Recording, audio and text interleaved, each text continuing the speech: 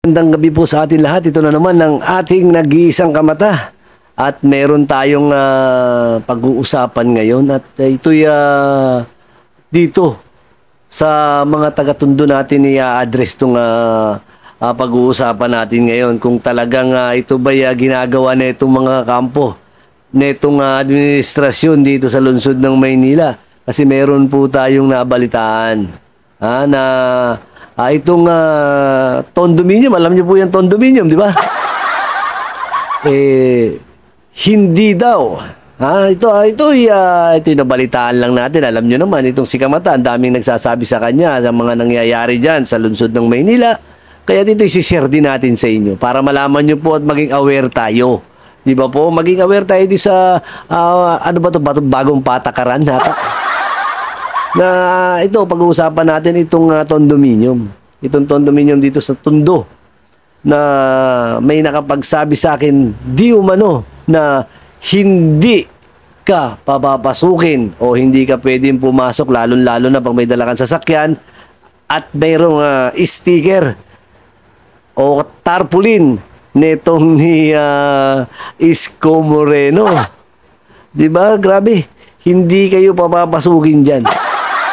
Kaya kung kayo ay mayroong mga sticker, lalo-lalo na po yung mga tricycle, yung mga sasakyan na gusto ninyong mag-park dito sa condominium, ay inspeksyonin nyo muna ang inyong mga sasakyan at baka meron silang makita dyan na sticker ni Yorme o kaya yung mga basta't sign ng Yorme's Choice tayo. Hindi po tayo makakapasok dyan at malabo pa sa sabaw na pusit na tayo'y makapag-park dyan. Tingnan nyo po itong ginagawa nila, di ba? Parang unfair po, kasi unfair eh. Kasi siyempre karapatan po natin mga tao, di ba? Na yung umidolo ng isang tao rin, di ba? Kung gusto natin ilagay itong mga sticker na to sa ating sasakyan, sa tingin natin, yung sasakyan natin, pag nilagyan natin ng sticker, parang ang gwapo tingnan. Di ba? Tapos no choice ka, kailangan mong pumarking dito sa may condominium. Di uuwi kang luhaan. Maghahanap ka na bang parkingan. Dalawa lang naman yan eh. Pagpipilian mo, tanggalin mo yung sticker. O umalis ka at huwag kang pumarking dito. Diba? Kaya po isa sa mga bagay na dapat hindi natin ginagawa. Diba? Lahat hindi lang kay Yorme. Diba? Lahat ng Yorme's Choice. Basta't meron ko ang sticker nila. No entry. Diba? Kaya biruin mo talagang pinersonal na itong labanan sa politika dito sa lungsod ng Maynila. Diba? Pag politika lang yan, diba? Diyan lang magbotohan kung sinong manalo, okay lang. Pero itong mga ganito na personal natin na itong mga ilang tao na wala naman silang kinalaman, ang tanging ginawa lang nila ay magkabit na itong sticker ni Yorme at na itong mga kasamahan niya at itong mga katikit niya, hindi na natin sila papaparkingin. Gaano po ba katotoo yan na hindi natin pinapaparking yung mga may sticker ng Yorme's Choice? Diba? Diba? Parang ngayon lang na ata ako naka-encounter ng ganito kasi hindi ito nangyayari before eh. Diba? Yan po yung power ng incumbent. Diba? Pag incumbent ka lahat, talagang gagawin natin lahat. Diba? Kaya yung iba, magtatanggal na lang para makapag-parking. Nagsaklap naman na nangyayari dyan sa lungsod ng Maynila.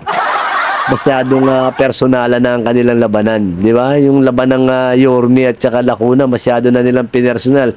Isipin na lang nila dapat na itong si Yorme dati ng kaalyado at wala sila dyan sa pwesto, wala itong si Yorme. Pero ngayon sobra, parang allergic silang makakita ng mga sign ng Yorme.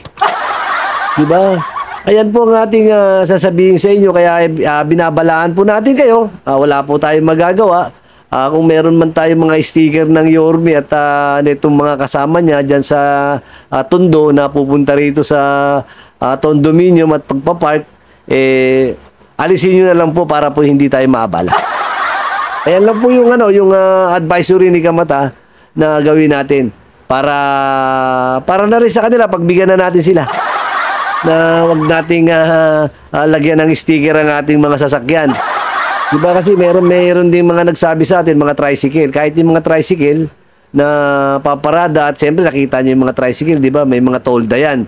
Hindi nila alam, naglalagay lang naman sila niyan sa protection sa motor nila. Halimbawa umuulan, tolda. Hindi naglagay sila dyan para i-display, para ikampanya. Hindi po. Sana intindihin na lang po natin, karamihan po ng tricycle may mga tarpaulin na nilalagay. Ano po yan? Kontra sa ulan, pag halimbawa bigla ang umulan. Pero hindi nila pakikinggan ata yan. Ang gagawin talaga nila, tanggalin mo muna yan. Kaya tiklupin mo. Tiklupin mo, huwag mo i-display dyan at pwede ka nang pumark. Diba? Nakita nyo yung mga ginagawa ngayon. Diba? Talagang matindi. Matindi na ang politika sa lungsod ng Maynila. Abangan pa natin na susunod na issue dyan kasi medyo mayroon tayong pinadalang tao dyan at itatry kung makaka-park siya dyan sa condominium na yan. Hanggang dito na lang po at magandang gabi at God bless.